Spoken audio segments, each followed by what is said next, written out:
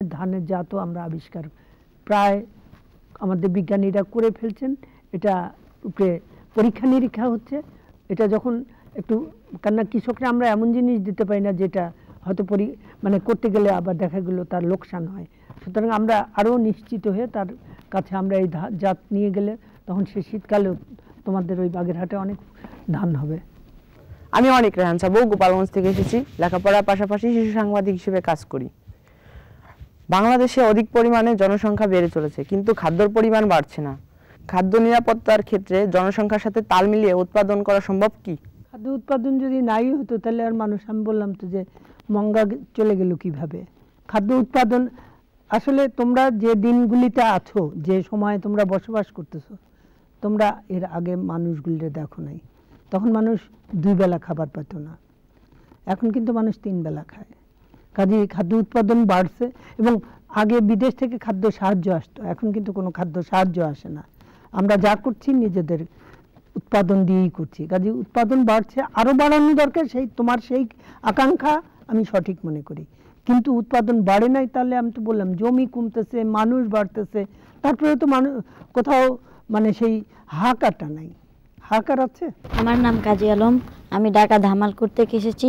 আমি 5ম শ্রেণীতে পড়ি, তার পাশাপাশি আমি মিনতির কাজ করি। মাননীয় কৃষিমন্ত্রী, আপনি তো ফল খান, আপেল, কলা, আম, কমলা, আপনি কি জানেন কোনটাতে ফরমালিন দেওয়া আছে আর কোনটাতে ফরমালিন দেওয়া নাই? প্রথম কথা, আমি আপেল খুব একটা খাই না। আর এমনি কলা মানে আমি কাঁচা রঙেরটা কিনে নিয়ে আসি, তারপরে ঘরে রাখলে পাকে। এটা আমাদের ছোটবেলায় আমাদের দাদি শিখাই গেছে। আমরা সবসময় গাছেও যখন কলা হয়, আমরা তো আর ফরমালিন দিয়ে কলাটা মোটামুটি একটা সাইজে আসলে বোঝা যায় যে এটা পাকবে, আর একটা সময় আছে যে 1 দিন পরে এটা পাকে। তারপরে আমরা কি করতাম, এটা এই করে যে তোমরা তো এখন এগুলি দেখো না, মটকির ভিতরে রেখে দিতাম, রেখে দিলে এটা আপনা আপনি পাকে যেত। ওইভাবেই আমরা ফল খাওয়া শিখছি। আমরা মানে এইভাবে একবারে পাকা রঙের টুকটুকা রঙের কোনো জিনিস খুব একটা ছোটবেলায় কিনে খাইনি। জিনিসটা মানে মোটামুটি যেটা বলে গ্রামের ভাষায় বাত্তি হচ্ছে বা মানে পরিপুষ্ট হচ্ছে, সেই অবস্থায় বিক্রি হতো। তারপরে বাসায় আনা, ওই তো বললাম, হয় চালের সেই ইসের ভিতরে হাঁড়িতে রাখা বা মটকিতে রাখা, এইভাবেই আমরা ফল টল পাকায় খেয়েছি। আর এখন ফরমালিন আমি ওই যে অভ্যাস হয়ে গেছে, আমি খুব একটা একেবারে রংচঙে ফল আইনা খাই না। আর আপেল টাপেল আমার খুব একটা খাইতে ইচ্ছা করে না। আমি অদিতি দেবনাথ, বাগেরহাট থেকে এসেছি। ক্লাস 9-এ পড়ি। পড়ালেখার পাশাপাশি শিশু সাংবাদিক হিসাবে কাজ করি। মাননীয় কৃষিমন্ত্রী, বাংলাদেশের বাজার অস্থিতিশীল। বাজারে কখনো কখনো কৃষিজ পণ্যের দাম কমে এবং বাড়ে। দাম বাড়ার ফলে কৃষকেরা লাভবান হয় না, কিন্তু দাম কমলে কৃষকেরা ক্ষতিগ্রস্ত হয় আর লাভবান হয় মধ্যস্বত্বভোগীরা। সরকার কি এ ব্যাপারে কোনো পদক্ষেপ নিয়েছে? হ্যাঁ, মধ্যস্বত্বভোগী নাই বাজারে, সে কথা আমি বলবো না। তবে ধান বিক্রি করে কৃষক লাভবান না হলে সে, এইবার আমি তো ক্ষেত দেখে বুঝি, যখন সে ধানের দাম পায় তখন কিন্তু সে ক্ষেতের একটি কোনাও ফেলে রাখে না। এবং এখন পর্যন্ত বোরোর যে খবর, কিংবা এইবার আমনেও যে ধরনের ভাবে মানুষ ধান লাগেছে, তাতে তো মনে হয় যে হ্যাঁ, সে যদি দাম না পেলে সে ধান বোনার পরবর্তী ফসল বোনার খরচই তো তার হাতে আসতো না। পরবর্তী ফসলটা বোনার খরচ এবং তার সংসার খরচ সব চলছে বলেই কিন্তু সে আরও নতুন নব উদ্যমে নতুনভাবে আবার সে আরও মানে সেই যে জমিটা সে হয়তো 3 বছর আগে করতো না, এখানে আমরা সারের দাম কমাই দিছি, আমরা ডিজেলের দাম কমাইছি, আমরা পানির জন্য যারা শ্যালো মেশিনে পানি দেয় তাদের জন্য 800 টাকা 1000 টাকা ভর্তুকির ব্যবস্থা করছি, ব্যাংকে অ্যাকাউন্ট খোলে, যাতে কেউ মাঝখান থেকে কেউ, ওই যে মধ্যস্বত্ব, এটাও একটা মধ্যস্বত্ব। কৃষকরা কোনো সাহায্য করতে গেলে এটা মাঝখান থেকে কেউ টাকা পার্সেন্টেজ নিয়ে নিত, কিন্তু যেহেতু এখন অ্যাকাউন্টের মাধ্যমে টাকা যাচ্ছে, এটা কিন্তু কেউ নিতে পারে না সরাসরি। কিন্তু এবং কৃষক 500 টাকার নিচে কোনো অ্যাকাউন্ট খোলা যেত না। আমরা জননেত্রী শেখ হাসিনা এই ব্যবস্থা করছেন যে 10 টাকা দিয়ে কৃষক তার জমির যে জমি সে হয় বর্গা নিছে, কিংবা যে জমিটা তার নিজের, এটার সে পর্চা দেখে সে অ্যাকাউন্ট খুলছে, এবং সেই অ্যাকাউন্টে কিন্তু আমরা সরাসরি 800 টাকা 1000 টাকা দিয়ে দিচ্ছি। কাজেই এই মানে তার শোষণ বঞ্চনা এগুলি সব আছে, কিন্তু লাভ একদম না হলে মানুষ আজকে তুমি যাও গ্রামে, দেখো কোন জমিটা খালি আছে। লোকসান দিয়ে তো কেউ কিছু করে না, তা লাভ হচ্ছে বলেই তো কিছুটা করছে। আমি মোকাররম রানা, রংপুর থেকে এসেছি। পড়াশোনার পাশাপাশি শিশু সাংবাদিক হিসেবে কাজ করি। আমাদের রংপুর বিভাগের প্রায় প্রত্যেকটি জেলাতেই ব্যাপক হারে আলু চাষ হয়। এবারে আলু উৎপাদনের পর দেখা যাচ্ছে যে আলুর মূল্য অত্যন্ত কম এবং অস্বাভাবিক রকমের কম। এই যে যারা আলু চাষ করছে এই কৃষকরা ক্ষতিগ্রস্ত হচ্ছে এবং আলুর কোনো কোনো ক্ষেত্রে আলুর দাম এত কম যে 11 কেজি আলুর বিনিময়ে 1 কেজি চাল পাওয়া যাচ্ছে। সরকার কি আলু কৃষকদের এই সমস্যাগুলো নিয়ে ভাবছে, আলু চাষিদের এই সমস্যাগুলো নিয়ে ভাবছে? সরকার তো আলু কিনে রাখতে পারবে না, এটা মানে কোনোদিনই আলু সরকার কিনছে এটাও আমি মানে এই অসম্ভব চিন্তা বা অসম্ভব কল্পনা করে তো লাভ নাই। আলুর এইবার ফলন ভালো হচ্ছে। শীত আলু সাধারণ মানে ঠান্ডা পছন্দ করে। আলু, গম এইগুলো হলো আমরা ইংরেজিতে বলে কোল্ড ড্রাইভিং ক্রপ, মানে ঠান্ডা পছন্দ করে। এবার তো খুব শীত পড়ছে, এটা একটা কারণ। আর আরেকটা কারণ, ফলনটা এবার অস্বাভাবিকভাবে ভালো হচ্ছে। কেন? মানে এটাই স্বাভাবিক, কিন্তু আমাদের দেশে এটা ছিল না। কেননা আলুর জন্য এমওপি দরকার, ডিএপি বা টিএসপির দরকার, এগুলি তো অসম্ভব দাম ছিল বিএনপির আমলে বা মানে তত্ত্বাবধায়কের আমলে। আমরা এসে 3 দফা এমওপির দাম, এখন 1 কেজি এমওপির দাম 15 টাকা, আর একটা পানির বোতলের দাম কিন্তু 20 টাকা। তাহলে পানির চেয়ে সস্তা হয়ে গেছে সার, তাই না? পাশাপাশি ওই যে বললাম কৃষি কার্ডের মানে কার্ডের মাধ্যমে ব্যাংকের অ্যাকাউন্ট খুলে তারে ভর্তুকি দেওয়া, এমনকি ইলেকট্রিসিটি দিয়ে যারা ওই যে করে আর কি খেতে পানি দেয়, সেইখানেও কিন্তু আমরা 20% ভর্তুকি দিই। অর্থাৎ 100 টাকার বিল 80 টাকা, 100 টাকার বিল উঠলে 80 টাকা দিতে হয়। তো এই সবগুলি মানে সহায়তার ফলেই কিন্তু কৃষক এইভাবে আলু উৎপাদন বা অন্যান্য উৎপাদনও বেশি করছে। কোল্ড স্টোরেজ একটা সমাধান, কিন্তু এর বাইরেও কিন্তু একটা সমাধান আছে যেটা আমরা এখন করতে চাই না। সেটা কি? সেটা হলো এই যে দেশি পদ্ধতিতে যে মাচা করে একটু আমাদের ছোটবেলায় আমরা এমন কোনো রূপার চামচ মুখে নিয়ে তো বড় হই নাই। আমি তো দেখছি চিরদিনই আমাদের খাটের নিচে বালু বিছায় অর্ধেকটা আলু আর অর্ধেকটা পেঁয়াজ রাখছে আমার আম্মা।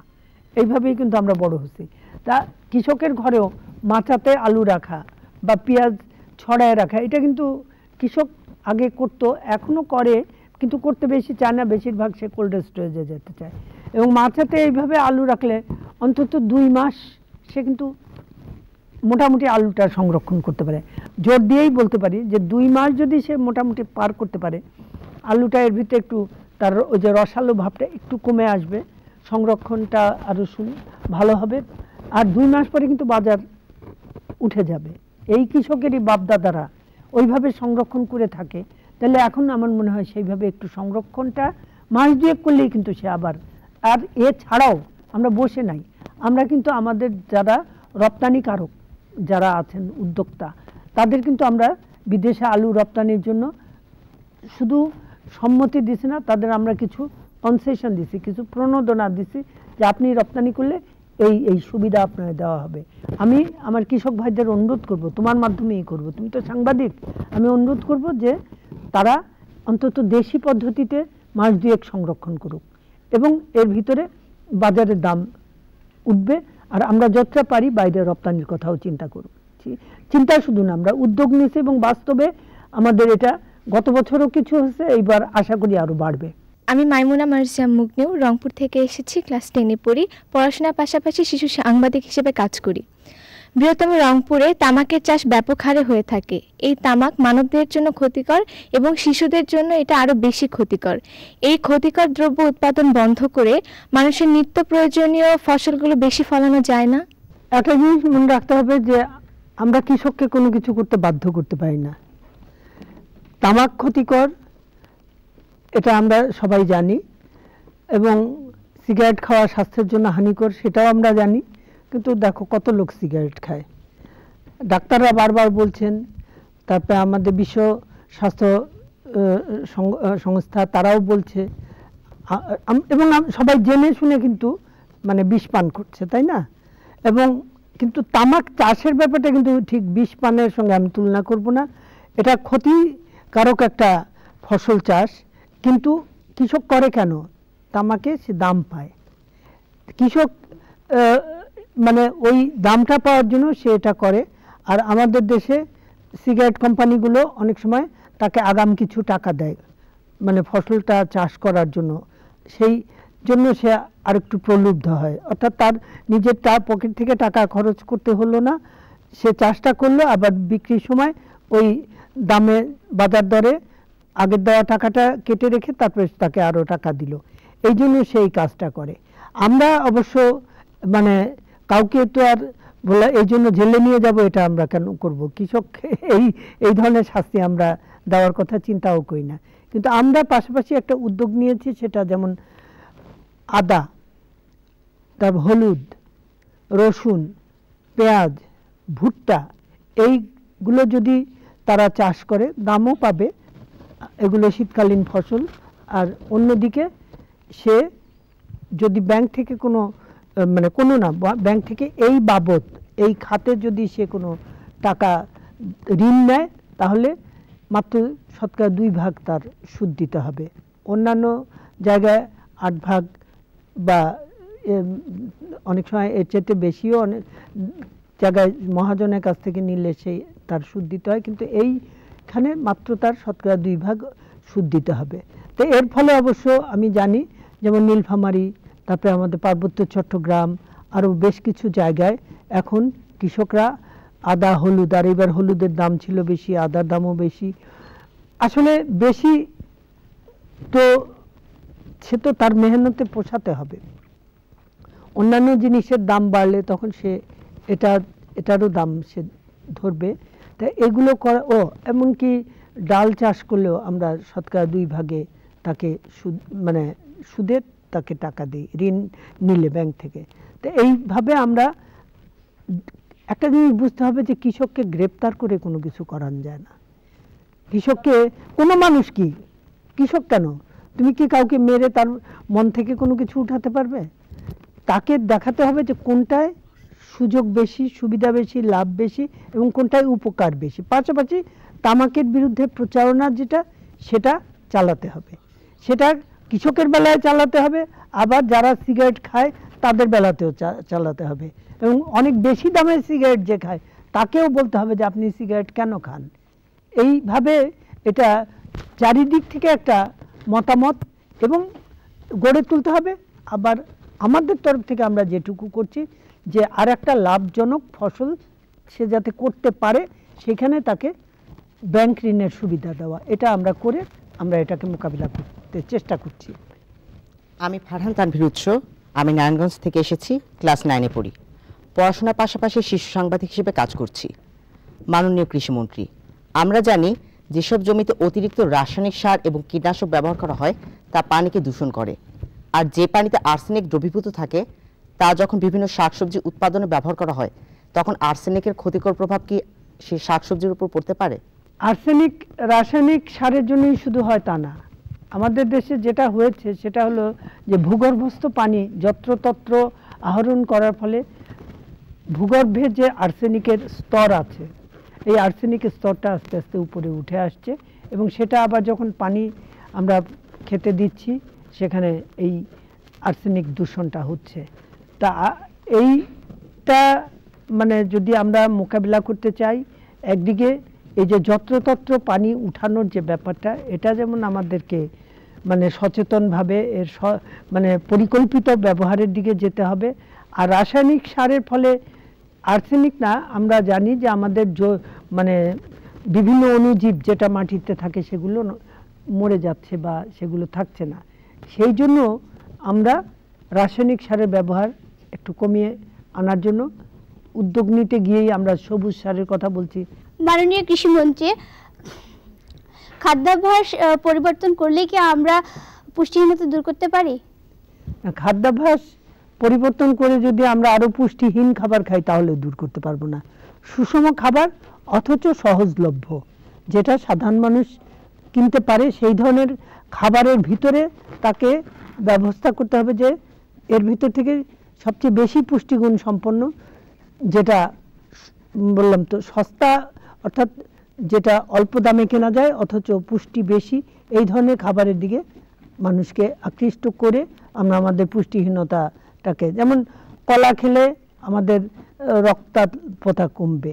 তেমনি মানে বেশ কিছু খাবার আছে যেটা মানে এমনকি বিচি কলা, এটা আমরা তো চিন্তাই করে না শহরের ছেলে মেয়েরা খাওয়ার কথা, এমনকি আজকাল গ্রামে গরিব বাচ্চারাদের হয়তো একটু একটু খাওয়ানো হয়। মাননীয় কৃষি মন্ত্রী, আপনাকে টেলিভিশনে দেখি সাজগোজ করেন না, আপনার কি সাজগোজ করতে ইচ্ছে করে না? আমি তো এখনো তো সাজিয়ে আসছি। আজকে কি আমি কি খুব মানে সাজ ছাড়া আসছি? এটা রঙিন শাড়ি পরছি না, এইগুলি ব্যাপার হলো কি, এটা আমরা যখন রাজনীতিতে আসছি, আমরা বললাম তো সেই সময় মানুষ মেয়েদের সম্বন্ধে আরো রক্ষণশীল মনোভাব ছিল। আমরা যদি তখন এগুলি করতাম, মানুষ আমায় গ্রহণ করতো না। কাজেই এখন ওই থেকে অভ্যাস হয়ে গেছে, এখন আর পারি না। আমি মোহাম্মদ সাইফুল ইসলাম, আমি পড়ালেখার পাশাপাশি পত্রিকা বিক্রি করি। আমি গ্রামে বাড়িতে বেড়াতে গেছি, লাউয়ের দাম জিজ্ঞেস করছি 12 টাকা, আর ঢাকা এসে দেখি 50 থেকে 60 টাকা। এর গাবলামিটা কোথায়? না, একটা হলো যে ওইখানে 12 টাকা, আর আনার তো একটা খরচ আছে, যে ব্যবসাটা করবে তারও একটা লাভালাভের ব্যাপার আছে, ঘাপলা আছে।